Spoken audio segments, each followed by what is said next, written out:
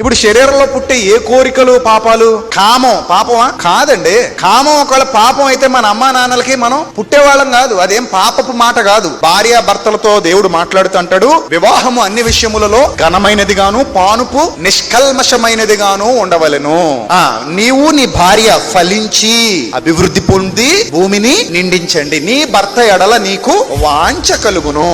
మానవ జాతి ఆవిర్భావానికి దేవుడు పెట్టిన నియమమే భార్య భర్తలిద్దరి మధ్య పుట్టేటువంటి కోరిక. వాళ్ళ శరీరంలో ఆ కామ వాంఛ లేకపోతే వాళ్ళు మనల్ని కనేవాళ్ళు కారు. ఈరోజు మనం పుట్టామంటే మన అమ్మా నాన్నల్లో కలిగిన కోరిక కారణం. వాళ్ళ శరీరాలు అందుకు సహకరించే విధంగా డిజైన్ చేయబడ్డాయి. దానికి న్యాయబద్ధంగా వివాహం అనే దాన్ని ఏర్పాటు చేశాడు దేవుడు. న్యాయబద్ధంగా మీరు పెళ్లి చేసుకోండి, తద్వారా పిల్లల్ని కూడా మీరు కనండి. సో ఇవన్నీ మనకు అర్థమైనప్పుడు కోరిక కలగడం భార్యాభర్తల్లో పాపం కాదు. ఆ కోరిక తప్పు మార్గాల బాట పట్టడం అది పాపం.